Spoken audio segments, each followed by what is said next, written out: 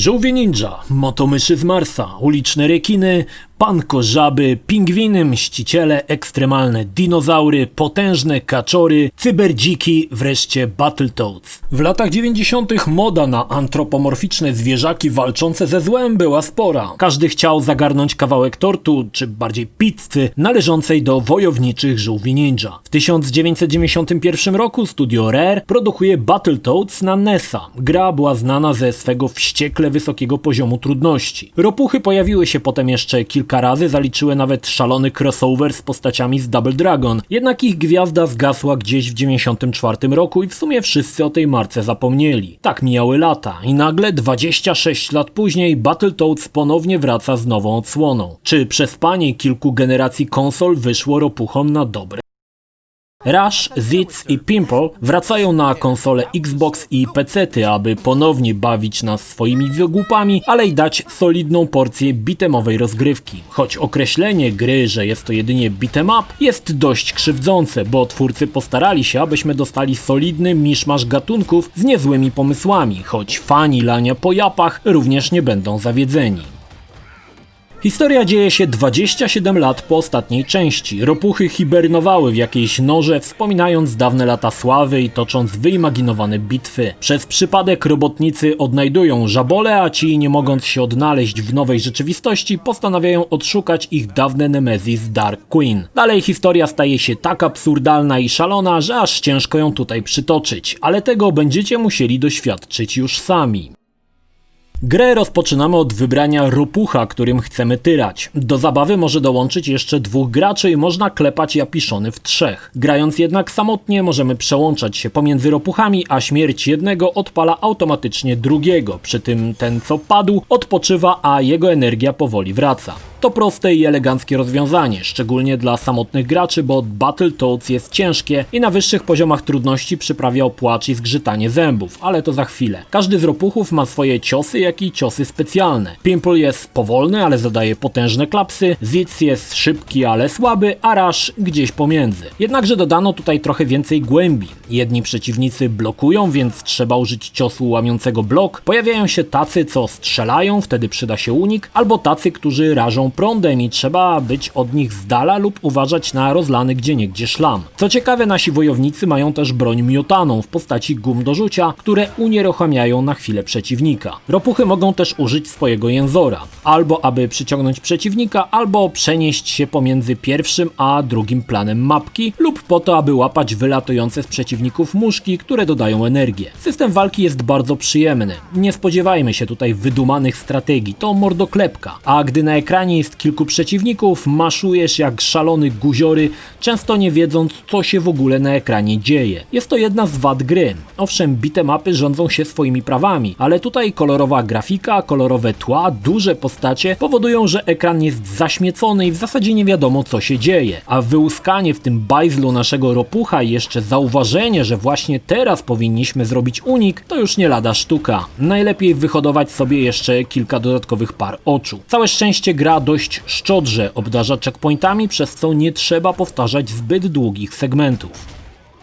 Ale Battletoads to nie tylko beat'em up. Przez kolejne 4 chaptery twórcy zaskoczą nas nie raz i nie 2 zmiennymi mechanikami. Może to być jazda na motorku z widokiem od tyłu, gdzie unikamy przeszkód, to poziom znany jeszcze ze stareńkiego NES-a. Ten element pojawia się dość wcześnie, niestety nie jest aż tak zajmujący jak lanie po pyskach, ale to przyjemna odskocznia.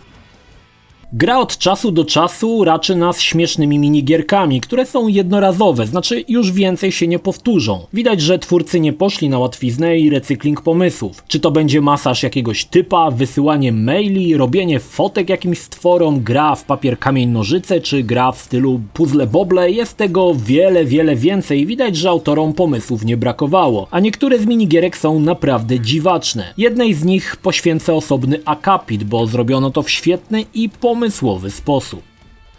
I tutaj mały spoiler, bo pokażę dalsze plansze gry, także jeśli nie chcecie psuć sobie zabawy, możecie ten moment przewinąć. W dalszych etapach gry pojawi się platformer, taki typowy platformer z prostymi zagadkami, a to trzeba coś przesunąć, aby dostać się wyżej, albo przełączać przyciski, aby dostać się do windy i tak dalej. Zmienia to zupełnie cały sens rozgrywki i stanowi wytchnienie dla naszych opuszków. Akurat te poziomy wyszły w mojej opinii najsłabiej, bo nie są zbyt trudne, a tylko rozwlekają niezbyt ciekawy wątek. Wspomnieć trzeba o jednym poziomie, w którym ginąłem kilkadziesiąt razy, czyli jazda na sankach. Zasada jest prosta. Uciekamy sankami przed goniącym nas stworem. Trzeba podskakiwać, ale też odpowiednio transformować sanki w zależności od podłoża, naciskając i trzymając odpowiedni przycisk. Poziom trudności rośnie dość szybko, a końcówka to już masakra dla naszych paluchów. Jest ciężko, ale do zrobienia.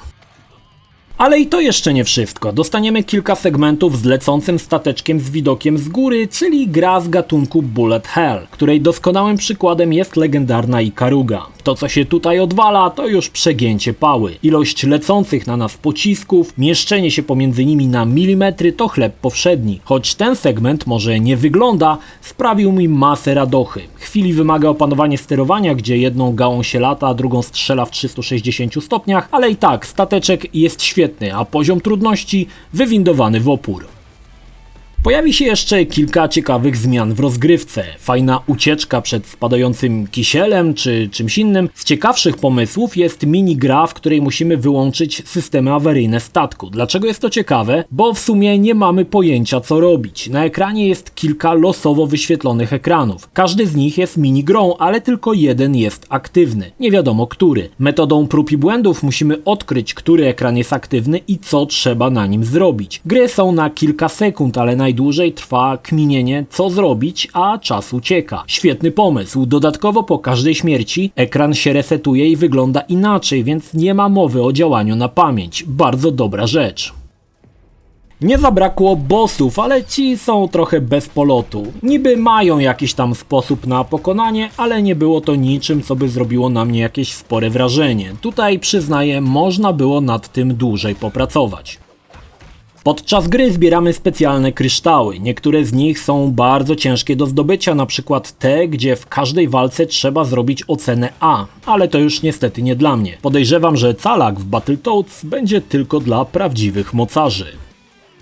Battletoads to też fantastyczna oprawa. Cutscenki przypominają kreskówki dla dzieci, a sama gra wcale od tego nie odstaje. Animacje ropuchów czy przeciwników to majstersztyk. Do tego dochodzą fajnie zaprojektowane ciosy specjalne, które transformują ropuchy w różne dziwaczne rzeczy. Ogólnie gra jest wypełniona absurdami. Również cutscenki ociekają absurdem i humorem, jaki lubię, bo wbrew pozorom nie jest to gra dla dzieci. Szkoda, że nie pokuszono się o przetłumaczenie całości na język polski, bo postacie nawijają z prędkością karabinu maszynowego. Co prawda jest tekst po angielsku, ale to nie to samo. Pod kątem oprawy gra bardzo przypominała mi ostatnie Raymany czy starego Shanka, ale tam było to trochę bardziej siermiężne. Tutaj wszystko jest lekkie i ładne. Puryści mogą być zawiedzeni zmianą designu Dark Queen, która wcześniej wyglądała jak księżniczka Sadomaso, a teraz bardzo ugrzeczniono jej wygląd.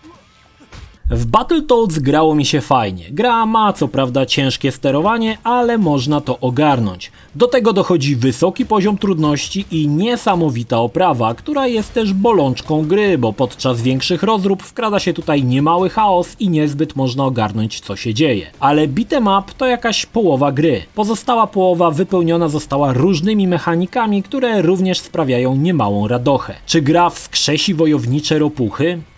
Wątpię, choć jest tutaj potencjał w zrobieniu z tego całkiem udanego serialu. Po grę pewnie sięgną w pierwszej kolejności ci, co pamiętają ropuchy. Nowych graczy przyciągnie może fajna grafika. Pamiętajmy, że to gra starego typu, gdzie liczy się skill, a nie długość rozgrywki, która także nie powala. Mnie udało się skończyć grę w 5 godzin. Ale ci, co się skuszą, nie powinni być zawiedzeni. Gra jest również dostępna za darmo w ramach usługi Game Pass na Xboxa. A przecież za darmochę to żal nie sprawdzić.